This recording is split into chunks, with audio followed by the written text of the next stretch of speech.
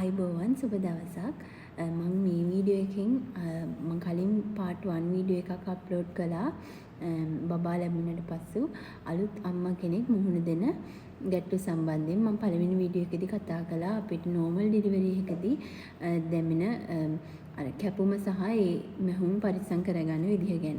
මම දෙවෙනි වීඩියෝ එකේදී කතා කරනවා අපිට බබා ලැබුණට පස්සේ මුහුණ දෙන්න වෙන සාමාන්‍ය මම මුහුණ දීපු ගැටලු කීපයක් ගැන. එහෙනම් දිගටම වීඩියෝ එකත් එක්ක එකතු වෙලා ඉන්න.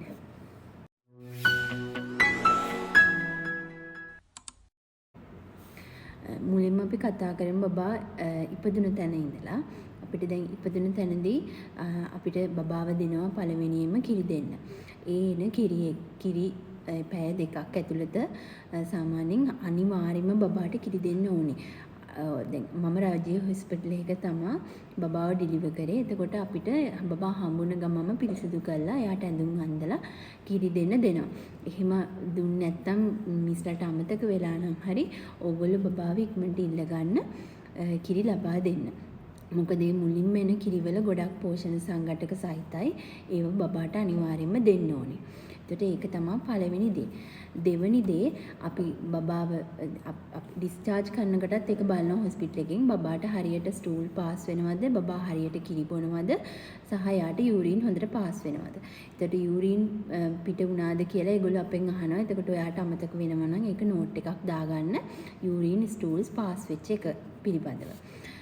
තුන්වෙනි දේ අපිට දැන් අපේ ලේබර් රූම් එකෙන් එළියට දාපු ගමන් අපිට කියනවා බහින්න එපා පැයක් විතර ඇඳට වෙලා ඉන්න. මොකද අපි ගොඩක් වීක් ලේබර් එකෙන් පස්සේ ඒක නිසා ඊට පස්සේ පුටුවෙන් ඉඳගෙන හොඳට කෑම කන්න සහ ඊට පස්සේ හොඳට නාන්න කියලා. එතකොට ඒ කියන දේවල් ඒ විදිහටම කරන්න. මොකද ඒ නාන්න කියන්නේ නම් අර තුවාලේ පිරිසිදු වෙන සහ අපිට බ්ලීඩ් වෙන හින්දා ඒ විස බීජනේ. එතකොට තුවාලේ ආසාදනය වුණොත් ඒක අපිට පස්සට ප්‍රශ්නයක් වෙන්න පුළුවන්. ආය අනිත් දේ අපි පැය දෙකෙන් දෙකට වගේ බබාට කිරි දෙන්න ඕනේ. එතකොට ඒ සමහර විට අපිට මුලින්ම කියන්න ඕනේ මටත් ආවා කිරි ප්‍රශ්න එන්න පුළුවන්. අපි දැන් ෆස්ට් ටයිම් නේ අම්මා කෙනෙක් වෙන්නේ. ඒතර මටත් කිරි ප්‍රශ්න තිබ්බ කිරි එනවා. හැබැයි මට දෙන්න හුරු නැහැ. ඒ වගේ ප්‍රශ්න තියෙනවා. එතකොට ඒගොල්ලෝ අපි කිරි දෙන විදිය සහ ඒව ඔක්කොම බලලා තමයි ඩිස්චාර්ජ් කරන්නේ. එතකොට මම ඒක එතනදී අපිට සිස්ටර් කෙනෙක් ඇවිල්ලා ඉගැන්නුවා. එතනදී මම ඒක අල්ලගෙන බබාට කිරිම අපි සාමාන්‍ය විදිහට කරගෙන ගියා. සාමාන්‍ය විදිහට බබාට ස්ටූල් පාස් වුණා සහ කළු පාටට වගේ මුලින්ම යන්නේ. සහ යූරින් පාස් වුණා. ඒක හින්දා මට දවසක් ඇතුළත හොස්පිටල් එකෙන් ඩිස්චාර්ජ් වෙන්න chance එක හම්බ වුණා. එතකොට මම ගෙදර ආවහම ඊට පස්සේ කතා කරමු අපි. දැන් ගෙදර ආවහම මට ටිකක් බබා ටිකක් අඬනවා. එතකොට දැන් සාමාන්‍යයෙන් පළවෙනි අත්දැකීමනේ අපිත් බයයි. එතකොට මේ මට ගොඩක් අය කියපු දෙයක් තමයි කිරි නැතුව ඇති, කිරි මදි ඇති, බබාට ඒක තමයි අඬන්නේ කියලා. ඇත්තටම අම්මලා එහෙම දෙයක් නැහැ. ඕගොල්ලෝ දැන් කිරි මදි කියලා කවුරු හරි කියනවා නම් ඕගොල්ලන්ට ප්‍රශ්නයක් තියෙනවා නම් ඕගොල්ලෝ කෙලින්ම යන්න හොස්පිටල් එකේ හරි ඕගොල්ලන්ගේ මිඩ්වයිෆ් මිස්ගෙන් හරි අහන්න. ඕගොල්ලන්ට තියෙනවා අපිටත් දුන්න හොස්පිටල් එකෙන් කිරි පෙති.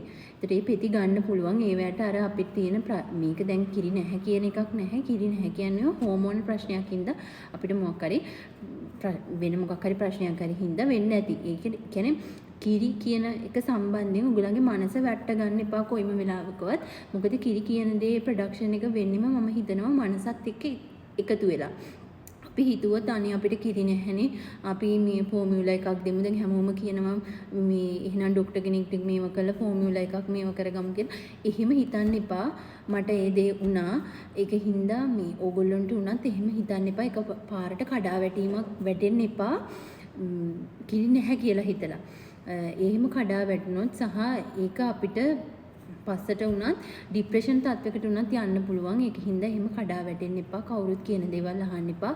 ඔයා එක මතේ ඉන්න මම දරුවට කිරි දෙනවා. මම හොඳට කිරි දෙනවා කියන මතේම ඉන්න කවුරුත් කියන දේවල් අහන්න එපා. සහ පුළුවන් නම් මාස 3ක් යනකම් කවුරුත් පිටස්තර අයවන් මං කියන්නේ නෑදෑයුවත් බබාව බලන්න එක්ක ගන්න එපා ගේ ඇතුළට. කියන්නේ මේ පුළුවන් නම් කියන දැන් අලුත උපන්න දරුවෙක්නේ. එතකොට විස බීජ තියෙනවා. ඒකින් හින්දා ඒව එනවා. ඒකින් හින්දා මාස 3කින් පස්සේ වගේ බලන්න එන්න කියලා. ඒක ගොඩක් හොඳයි. මම හිතනවා මේ ඔයාගේ දරුවා වෙනුවෙන් ඔයා මේ පියවර ලබා ගන්න නම් ගොඩක් හොඳයි කියලා. ඒක සමහර වෙලාවට සමහර අය ඇවිල්ලා කියනවා අනේ දරුවා පොඩි බර අඩුයි. එහෙම මෙහෙම එක එක කතා. ඒතර ඒව ඇහුණත් අම්මගේ හිත කැඩෙනවනේ. එතකොට ඒ දේවල් වලට උනත් හොඳයි කවුරුත් පිටස්තර පුද්ගලයන් එන්නේ නැතුව තමන්ගේ පවුලයත් එක්ක ඔයා මේ වැඩේ ඉස්සරහට කරගෙන යනවනම්.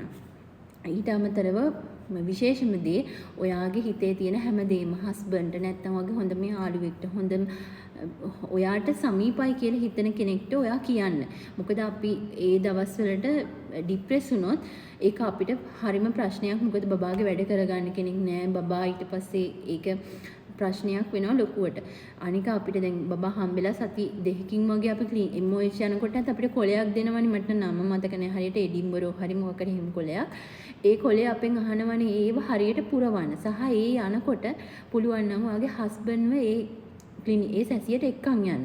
හැම සැසියකටම ප්‍රෙග්නන්ට් එකට කලින් වුණත් ඔයා සැසි වලට යද්දි ඔයාගේ හස්බන්ඩ්ව එක්කන් යන්න. මොකද ඒගොල්ලෝ ඒක දැනගන්න ඕනේ. ඒ අපි ඩිලිවර් කරන්න කලින් එක දැනුවත් වීම තමයි ගොඩක් වටින්නේ. ඒකින්ද ප්‍රෙග්නන්සි එකට කලින් අපිට සැසි තියෙනවනේ. ඒව වලට හස්බන්ඩ්ව සම්බන්ධ කරගන්න. සහ අපි අර සති බබා හම්බෙලා සති දෙකකින් MOH එකට යනකොට පෙන්නන්න. එතකොටත් හස්බන්ඩ්ව එක්කන් යන්න. ඒතර ඔයාගේ ප්‍රශ්නයක් තියෙනවා නම් එයාත් එක්ක ડોක්ටර් කතා කරනවා. ඊට පස්සේ අනිවාර්යෙන්ම ඕගොල්ලෝ කිරි දෙන්න කලින් මොනවා හරි කාලා කිරි දෙන්න. මොකද නැත්තම් ગેස්ට්‍රයිටිස් තියෙන කෙනෙක් නම් ગેස්ට්‍රයිටිස් වැඩි වෙන්න පුළුවන්. ඒකත් ප්‍රශ්නයක් වෙන්න පුළුවන්. අනිවාර්යෙන්ම මොනවා හරි කාලා හරි මොනවා හරි බීලා හරි බබාට කිරි දෙන්න බලන්න. ඊට අමතරව හොඳට රෙස්ට් කරන්න පුළුවන් නම් ඔයා කිරි දුන්නට පස්සේ බබාව පොඩ්ඩක් ඔයාගේ අම්මට හරි හස්බන්ඩ්ට හරි දීලා බලා ගන්න කියලා ඔයා පොඩි රෙස්ට් එකක් ගන්න. ඒ අවට ඉන්න කට්ටියත් පොඩ්ඩක් එයාට සපෝට් එක ගොඩක් ඒ කාලේට අවශ්‍යයි. ඒක හින්දා ඒ ගැන සැලකිලිමත් වෙන්න. ඔයා රෙස්ට් එකේ ඔයාගේ මනස නිරවුල්ව තියෙන එක තමයි හොඳම දේ මේ කාල සීමාව ඇතුළත. අනිත් දේ අපි අර කිරි දෙන කාල සීමාව ඇතුළත පුළුවන් නම් උගලන්ට උණු වතුරෙන් නාන්න. ඒක ගොඩක් හොඳයි. ඒ උණු වතුරෙන් නාන්න සහ ඔයගොල්ලෝ දැන් අපේ නිපල් එක උනත් අපි කලින් සති 37 දී වගේ නිපල් එක පොඩ්ඩක් අර ඇදලා හදා ගන්න පුළුවන් නම් හොඳයි. නැත්නම් අර බබාලා සමහර වෙලාවට ඒගොල්ලන්ට සක් කරන්න පොඩ්ඩක් අමාරු වෙනකොටත් රිජෙක්ට් කරනවා කිරි. ඒ වගේ දේවල් තියෙනවා. ඒක පොඩ්ඩක් මේ මිඩ්වයිෆ් මිස්ගෙන් අහලා දැනගන්න. ඒ වගේ දෙයක් කරනවා නම් හොඳයි. එතකොට අර බබාට ඒක පහසුයි. සහ ඔයාට කිරි ප්‍රශ්නයක් තියෙන හිතනවා නම් අපිට හොස්පිටල් එකෙන් කිරි පෙති දෙනවා. මම ඉස්සෙල්ලත් කිව්වා මට මතක විදිහට.